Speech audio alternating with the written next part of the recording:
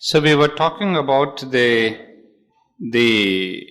external circumstances to be accepted as an environment and an occasion for that development. So we said these circumstances are perhaps the best ones as an occasion for that inner development. But the thing is, do we have the strength and the courage to accept the circumstances as the best ones for our inner progress? That's where is the whole struggle of life. The moment that when there is a bit of difficulty or suffering or inconvenience or discomfort, then we begin to say, oh no, this is not the right thing. I must change places, go to a better job and here and there. But you have seen basically the problems do not change. It is only maybe you get a higher salary and a better salary and maybe a more comfortable house. But the problem that you have been facing in one company would be continuing in the other company also. Because not only here in Pondicherry and in sadhana that you are, the mother would say that by changing circumstances you don't change the problems of life, or nor do you get the solutions to life. So even in the common life of non-sadhana, we have seen that whatever are your inner problems are the problems that continue wherever you are. You may change even in your country, thinking, no, this country is not good for me. You run away from that to go to Europe, and from Europe to come to India. But problems keep chasing you. That's because these circumstances, they are there to change your inner being and to bring to your inner being a kind of a different evolutionary progress. So that's what it is, but we need to have, as I said, tremendous courage, faith in the divine, that I will stay put on and face my problem. So it is much more relevant in sadhana, because here, when we come to yoga and sadhana, the problems become much more acute, more even sometimes violent. And if one runs away from here, then there is no solution. But it depends on your faith and your trust in the divine. It is a world of mutual help and struggle, not a serene and peaceful gliding through easy joys is the progress it allows us. Because basically what we have to understand is this world at present, I am using the word at present, is a world which is full of struggle. And it is not really a serene and peaceful gliding place to get your easy joys. The reason being that at present each one of us is a hardcore egoist. So because of this, we want to have things for ourselves, for myself, the way I want it. So if each one of us is thinking like that, what happens? Obviously we end up in competition, in struggle, in beating up each other, in violence, everything. So there is a constant tussle, not only between the human individuals. Added to this problem, there are these occult powers, which are themselves trying to win over the human beings for their own work, for their own support, for their own satisfaction. And added to that, there are the national egos. Added to that, there are the religious egos. Added to that, there are community egos. So you can see this world is a big arena of clashing of forces. Individual, collective, national, religious, all kinds of egos are there battling, each one trying to take a scoop of this earth. So he says, we can't expect a kind of an easy armchair life living in this world. At present at least. In the future world, yes. Because when these ego clashes become less, when mankind really realizes a kind of a unity based on spirituality, then maybe we can look forward to a kind of a time of peace and harmony and joy. It is no good to keep crying for harmony and joy and peace while we are living in this egoistic and mental and vital consciousness. So let us accept the world that at present that the world is not an easygoing, yellow brick path. It is a place of struggle. And therefore it says, every step has to be gained by heroic effort and through a clash of opposing forces. Those who take up the inner and outer struggle, even to the most physical clash of all, that of war, are the kshatriyas, the mighty men. So now we are going to get a description of the kshatriya, the warrior, the one who defends the country. So it says, now these defenders, the kshatriyas, are the one who really always take to wars. As we said in this early times, it's the kshatriyas who went to the war field, whereas the rest of the country was in peace, so-called peace, but otherwise not in the normal way.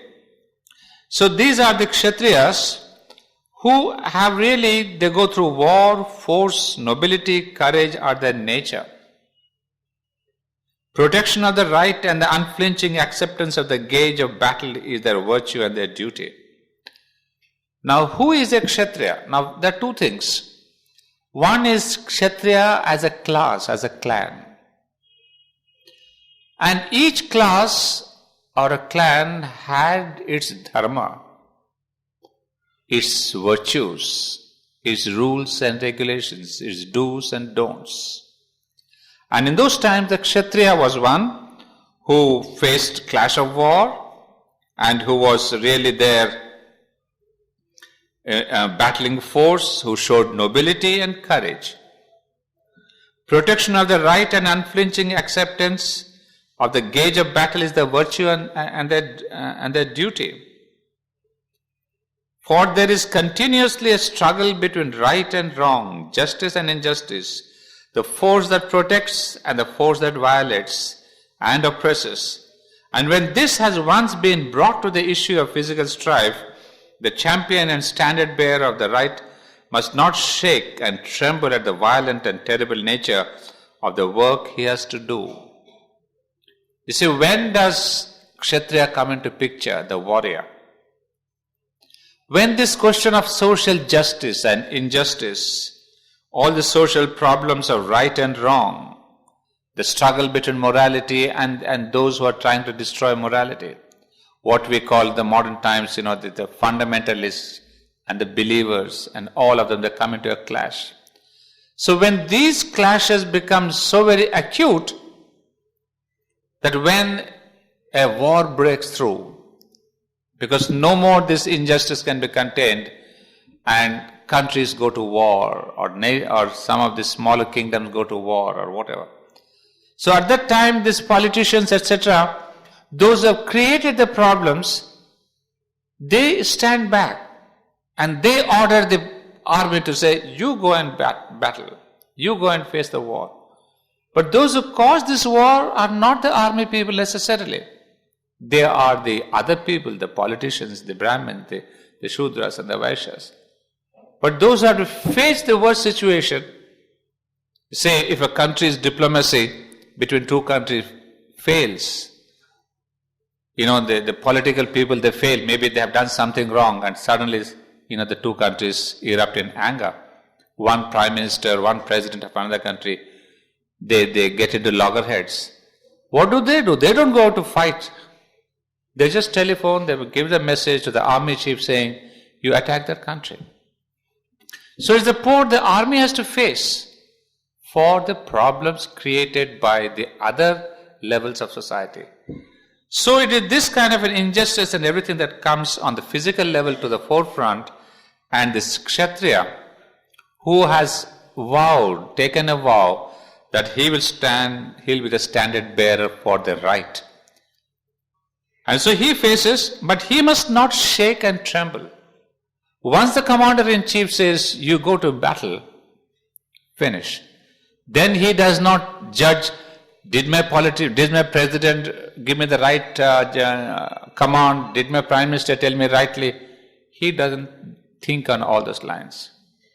He says, no, my honor is to defend the country, and my country seems to be in trouble.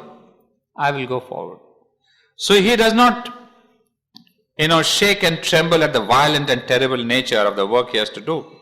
He must not abandon his followers or fellow fighters, betray his cause and leave the standard of right and justice to trail in the dust and be trampled into mire by the blood-stained feet of the oppressor because of a weak pity for the violent and cruel and a physical horror of the vastness of the destruction decreed. Well, this of course applies to the times of Arjuna and Sri Krishna and the Kurukshetra as much as to the contemporary times. Even though the army may know that it's being sent to a fight where there would be this question of the horror and vastness of the destruction decreed.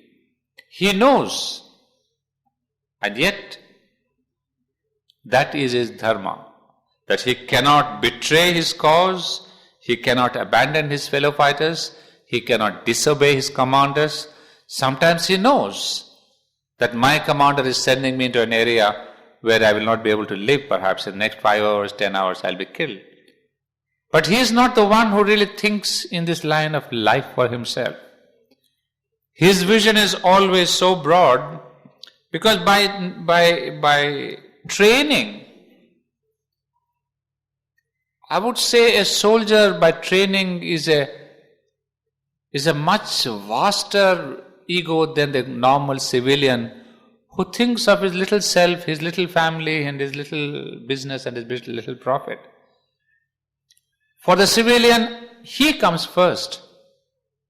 But for the soldier out there in the front, the country comes first. He may have his family, his children, his parents.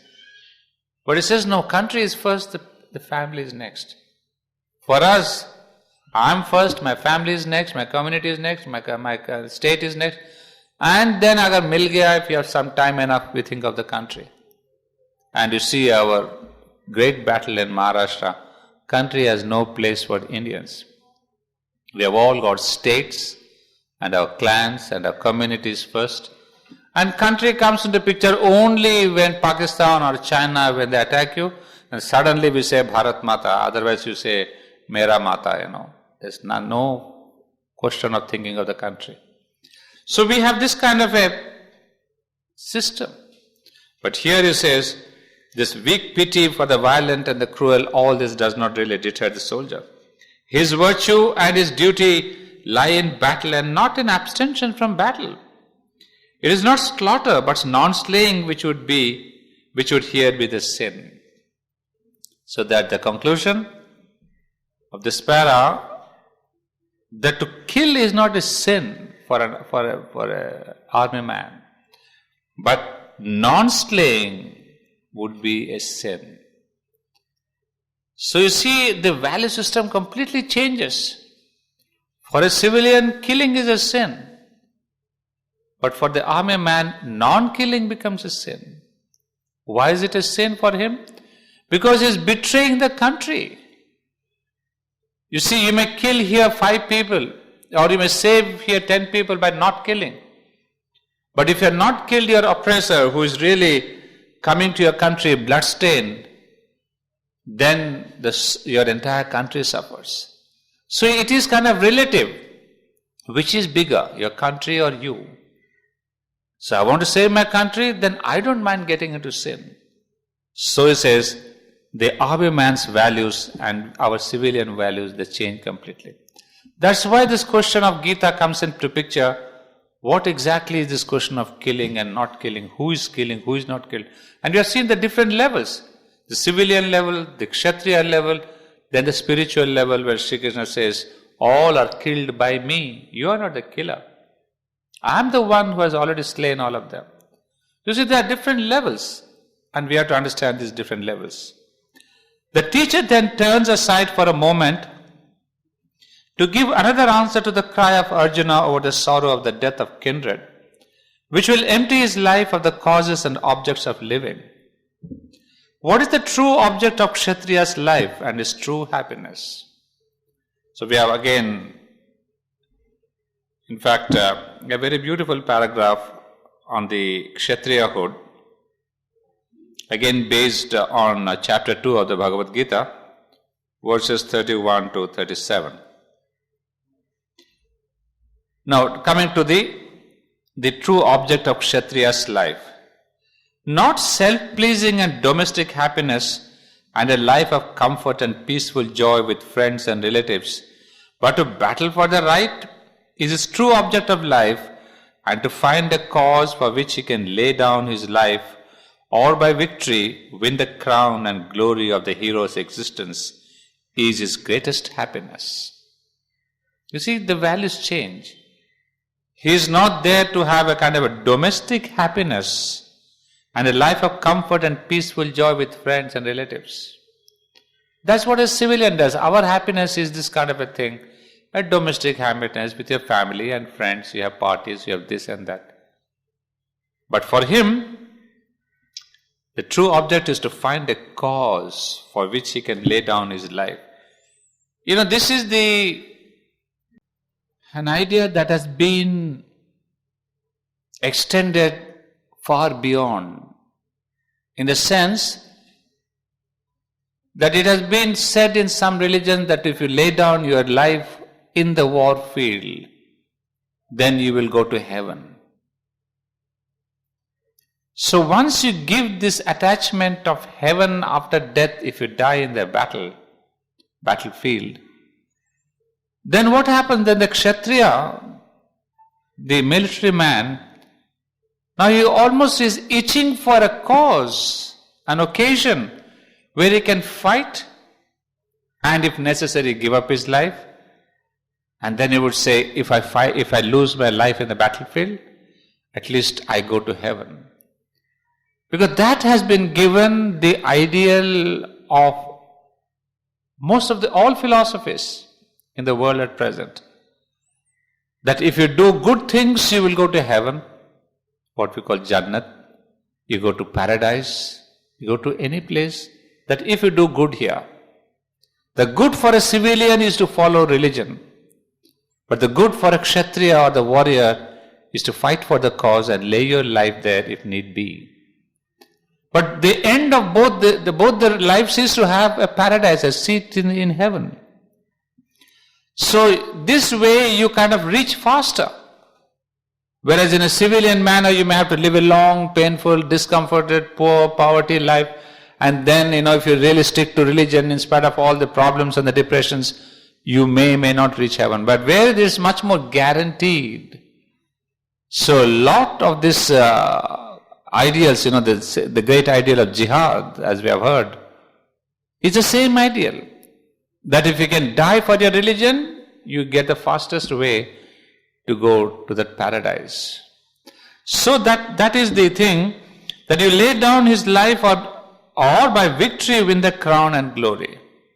Well, if you are not killed, be victorious and come back home as a great hero. There is no greater good for the kshatriya than righteous battle.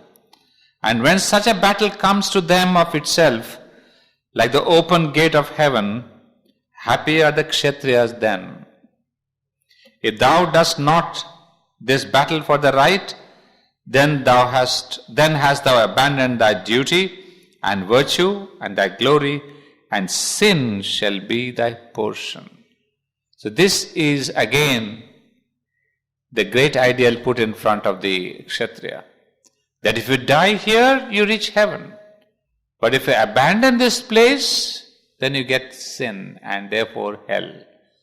So what Krishna is telling him is that it's better for you that you fight and die here than run away. Because if you fight and die, you will go to heaven. But if you run away, you are sure to reach hell. Because that is the most sinful act for a kshatriya.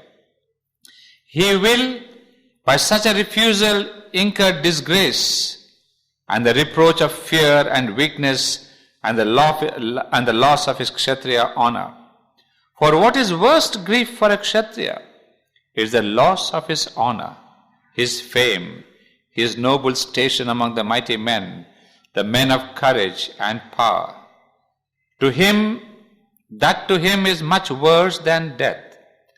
Well, obviously, this is really the creed of the fighter. We hear this from many a military man.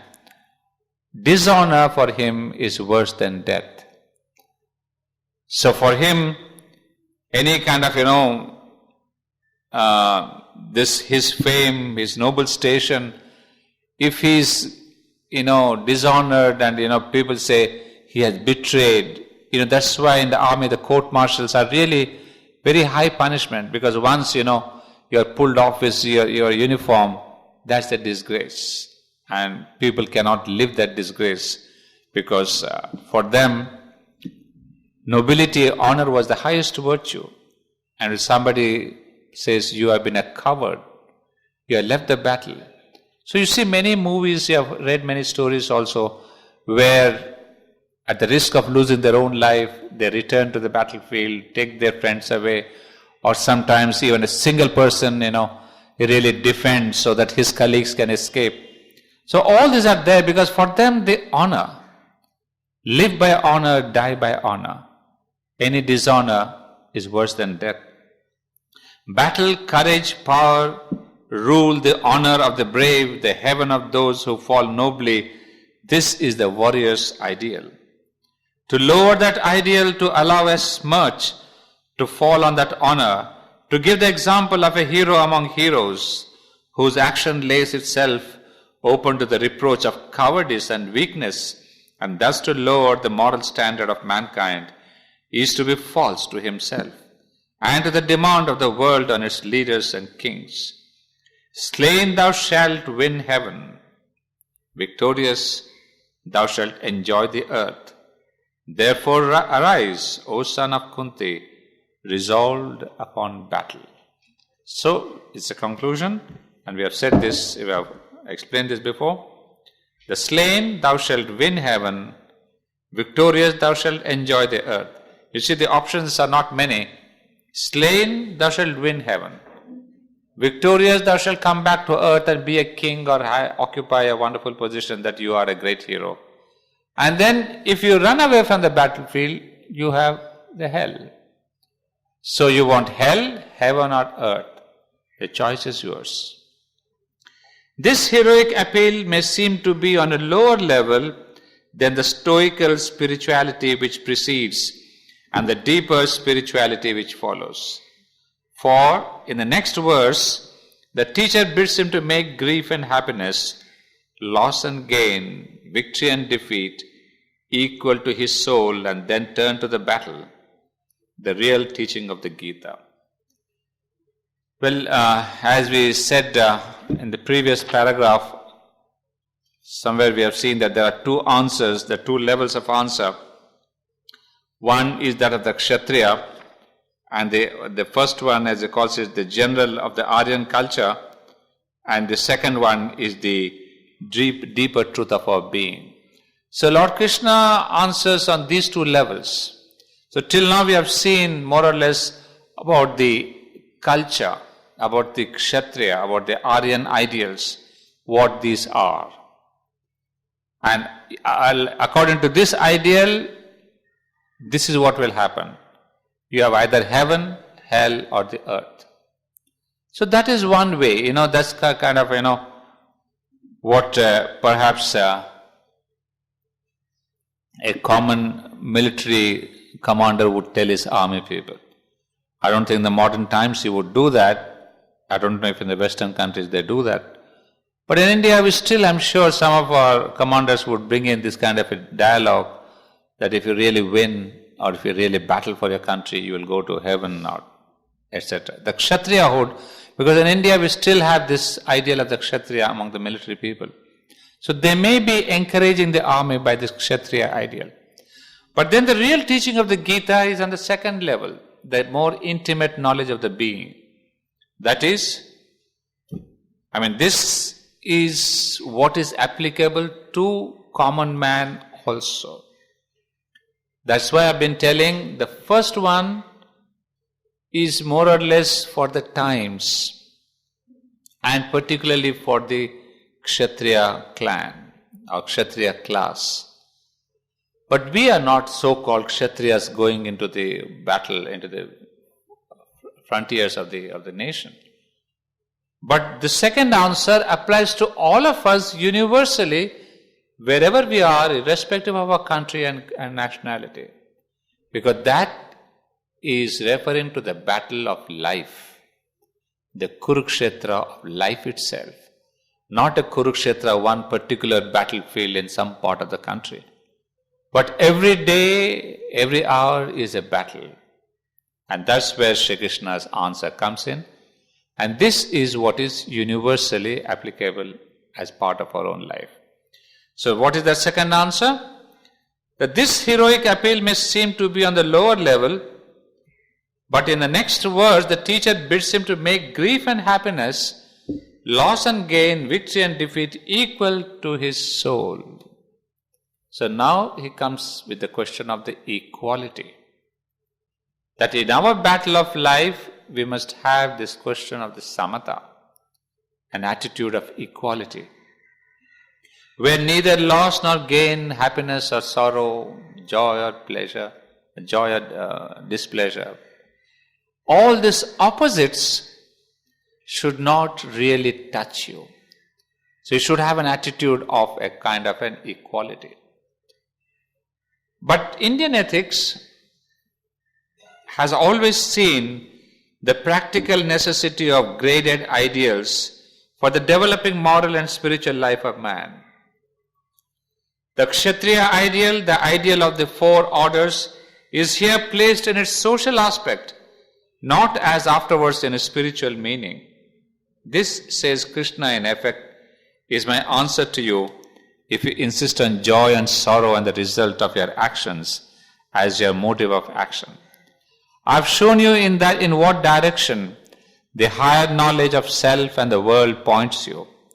I have now shown you in what direction your social duty and the ethical standard of your order point you. Swadharmam api chavekshya. Whichever you consider, the result is the same. But if you are not satisfied with your social duty and the virtue of your order, if you think that leads you to sorrow and sin, then I bid you rise to a higher and not sink to a lower ideal. So this is what we have been discussing, that whatever ideal, the dharma of your order, the four orders that we know, follow that dharma. And if you follow that dharma, you will reach a higher destiny in your life. You see, it's not that it's only a civilian who is really a man of knowledge, a Brahmin, who can go to the doors of heaven or who can go to the doors of Brahman. He says a kshatriya also can reach the same goal of heaven or paradise by following his dharma meticulously. And so can the Vaishya or the Shudra man reach the same goal of heaven. Because in India and of course in most of the cultures we will see that everyone is given the same opportunity to reach the divine. We won't call the divine, but the ideal was a paradise. But the thing is, each one of us must follow the dharma given to us. If you do not want to follow the dharma and you cannot follow the dharma of the kshatriya, he says, then instead of running away from the battle of life I'm saying because it may be a kshatriya or it may be the civilian life. Running away means we accept defeat. People commit suicide. They become ascetics and they become, they lose interest in life. This is called the running away from life. He says, don't run away from life, either as a kshatriya or a non-kshatriya. You at least follow the higher order, which is, we will see in detail rest of the chapters are what are this higher order. In fact, he will explain later. So at least do not sink to a lower ideal. Put away all egoism from you. Disregard joy and sorrow. Disregard gain and loss and all worldly results. Look only at the cause you must serve and the work that you must achieve by divine command. so thou shalt not incur sin. Thus, Arjuna's plea of sorrow, his plea of the recoil from slaughter, his plea of the sense of sin, his plea of the unhappy results of his action are answered according to the highest knowledge and ethical ideals to which his race and age had attained. The last part of the sentence is what is important. To which his race and age had attained. So the ethical ideals that were attained at that time are not necessarily the same today. And we have seen why.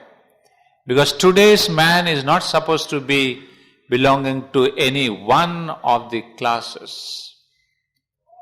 We don't want to be kshatriyas or brahmins or vaishya or shudra exclusively.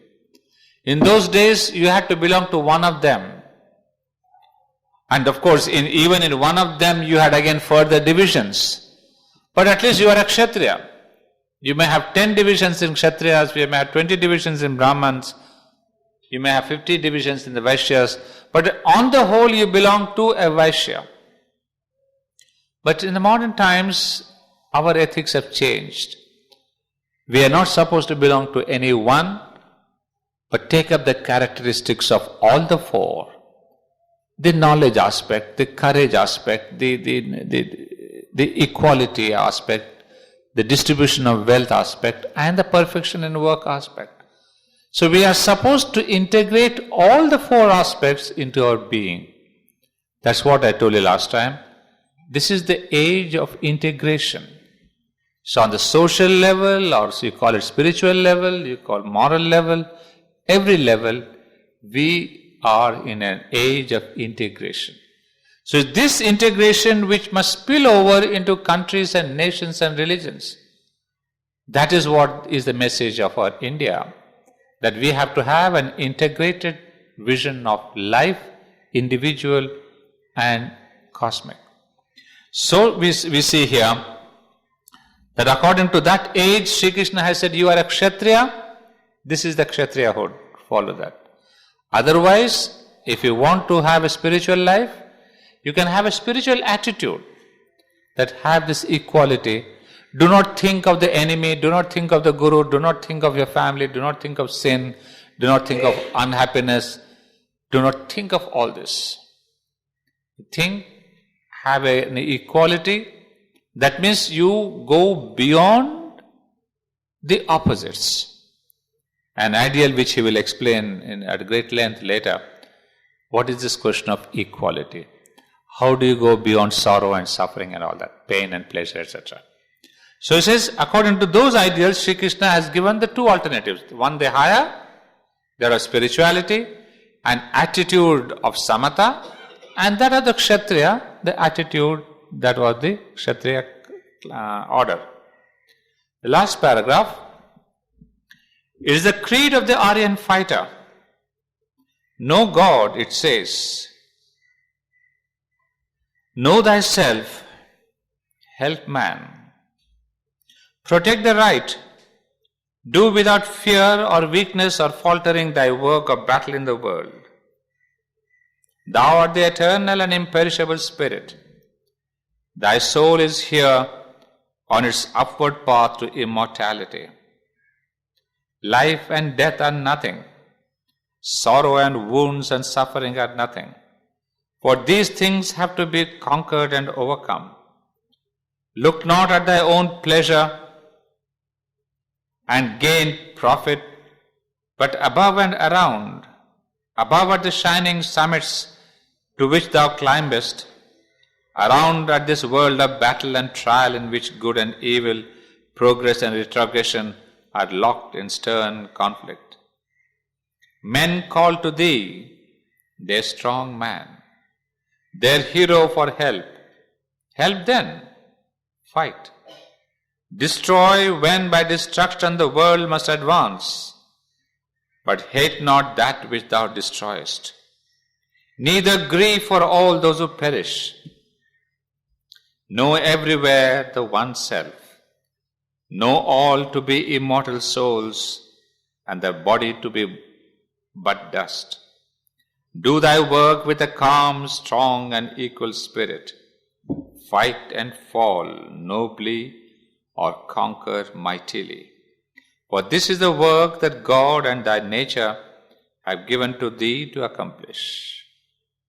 It's kind of a beautiful summary of the entire chapter, the creed of the Aryan fighter. But here again we see the same difference, two levels of action. One as a kshatriya, the other more as a spiritual master, a spiritual higher life. That one is know God, know thyself, help man. You see, a simple thing, but you have both the levels. One, the spiritual level, know God and know thyself, and on the social, community, human level, help man. This help man is not a philanthropic ideal. This help man is the ideal of the kshatriya. A kshatriya was his duty to help those that were in trouble, in sorrow, in danger, in problems. So it's in that way you help man. Protect the right, do without fear or weakness or falteringly thy work of battle in the world. That's the kshatriyahood. Without fear you battle in the world. And then of course, because the truth, as I said before, that thou art the soul, the imperishable spirit, the eternal, thy soul is here on its upward path to immortality. So what he said earlier, the journey of the soul, it is there gradually moving towards its own higher realization. And this life is only one milestone in its long journey towards immortality. So if you can understand this, then what happens? Then you gain the attitude of life and death are nothing, sorrow and wounds and suffering are nothing. So when this nothingness comes in, then this is an attitude that will help you in your day-to-day life also. It's not only the attitude of the kshatriya, but even for the common man, the civilian, this is the best attitude. That at least, the army man, the military person has to fight his battle. But we are not fighting the frontiers, but we are fighting a daily battle inwardly. So the best is that if we can take away this fear of death, it will help us a lot to overcome these oppositions of sorrow and death, etc. Now this second one is again a very pragmatic thing, not only meant for the kshatriya but to all of us, for all of us. Look not at thy own pleasure and gain and profit, but above and around. This is the vast ethics of the Gita. Put it very beautifully, you see. Look not at thy own pleasure and gain and profit, but above and around. And what's the meaning? Above are the shining summits to which thou climbest. That means the spiritual heights. The heights beyond mind. Of course, in those days, there were no heights beyond mind. There were no levels and planes of consciousness beyond mind. Above there, it meant the Purushottama, the divine, the God. And around, this world of battle and trial, in which good and evil, progress and retrogression are locked in stern conflict. So as we said earlier, the life around is a constant battle. And that is why we would say the whole of life is a Kurukshetra. And then he is now telling directly Arjuna that men call thee the strong man, their hero for help. Help then, fight. So Sri Krishna is goading Arjuna, saying that you have been looked upon as a great hero. So fulfill thy role. Sometimes people peg their faith and hope in you, in one individual. And at that time, if you fail, then you're putting all those around you in great misery. So at the cost of one's life, one kind of fulfills and keeps up there, saves the faith of so many people. And that is a greater sacrifice than trying to really save your life and then run away from the battlefield. Destroy, when by destruction the world must advance. Well, the present law of life is conflict, is war, is destruction. And that is the rule of Rudra that is really pervading or controlling this world. It is not the rule of Vishnu, full of peace and harmony. The rule of Vishnu will come much, much later. But now is the rule of Shiva and Rudra. There's the Rudra, Shiva Tandav, destruction. Now the rule of creation is through destruction. Tomorrow creation will take place not through destruction, but on the positive way. But today, it is destruction, and out of destruction, construction. That's the law of life now. So follow that. But only thing is, hate not that which thou destroyest. So you see, sometimes our military people, they are given this kind, they are pumped in this kind of hatred. You see, those days kshatriya were there as a duty they did. But today we have to whip up the emotions of the military people by saying, that country is bad, that country is so these things, that country is terrorist, that country is dangerous. You whip up the emotions of the military persons and build in a kind of a hatred. But this hatred is not going to really, that man, if you fill it up with hatred, he turns out to be a fundamentalist and a terrorist and one who can really give his life. How do you think that all these people, who self-immolate, who go with a bomb in their belly, how do they sacrifice their life? Out of hatred. But this kind of a death out of hatred does not take you to any higher consciousness or higher levels of planes of existence. But if you did it as a dharma, as a duty, as saving your country, well, yes, there could be a place in a higher level of consciousness. But if you did it out of hatred, no army man, no military man would get a place in that higher consciousness. So this is what is missing in the modern times. There is military, but a military which acts out of hatred for the person whom we are going to attack. And that too all kind of a falsehood. Hatred is itself based on falsehood. So you can imagine now there is no question of dharma. You are fighting for falsehood. And therefore, the army man goes into greater suffering than what was promised earlier of the paradise. Know everywhere the one self, know all to be immortal souls, and the body to be but dust. Of course, this one, Sri Krishna has to give this kind of a extreme explanation of the body being dust. Well, it is said in Christianity too that body is dust and unto dust it returns. But we in integral yoga do not believe the body is dust and to dust it returns. It may be constituted out of these 5 elements, and it really, when it is put into cremation or into burial, it returns to dust. But essentially it is not dust. And essentially it is not a thing to be just thrown away. There are some religions who really, it seems, throw it from the top of a mountain the body to be fed by vultures and by creatures, by birds. Well, they may have a reason saying the body is given as feed to the birds. Each one has its own ideology. There's not discussion about that. But we would say body has to be much respected. You see a simple thing that we can take from what the mother has written on the Samadhi. She called it the envelope of Sri Aurobindo's consciousness. So the body is not to be disregarded as something, for a number of years it was instrumental, you enjoyed it and you throw it away.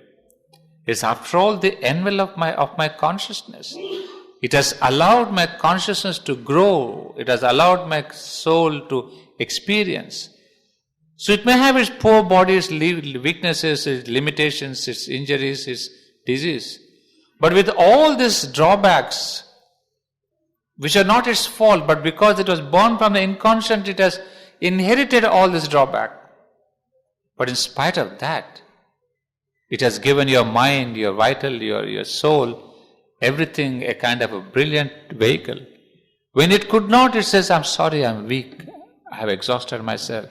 You are not even taking care of me. So this is this envelope. So you must respect it.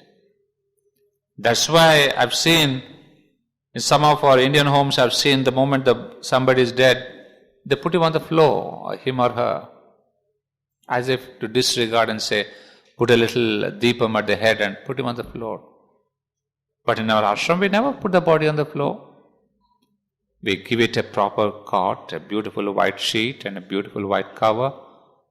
Of course, like many other Hindu religions, the ashram people also give it a good swapping, make it clean, put perfume. It is taken away with great respect. So somebody, a body, an envelope which has served the individual soul. So when its time has come, it's gone, and we should give it a farewell with great respect. So that is the attitude here, that it has served, you take it with respect, you cremate it, and it goes with quietness. Some people follow the system of merging the ashes in the sea. Well, that's up to the individual. You put it in the sea or you put it in a river, it's up to you. But from the olden times, we have followed this. All the ashram people's ashes have been merged in the sea here. Because of the proximity, everyone lived here, attached to this place. So that's called the merging of the ashes. So that is the normal thing. It's all out of respect. There's not one iota of this disrespect. Oh, after all, it's dead and now it's of no use, get rid of it. So, and there has been a kind of a time that the mother gave that within 24 hours the body must be cremated. Because after 24 hours, she would say the life spirit, the aura of life spirit around the body, it disperses. So within the 24 hours, the body is cremated. Unless there is an exceptional circumstance, normally bodies in the ashram are not kept in, what is that called? Where you put that? Mortuaries.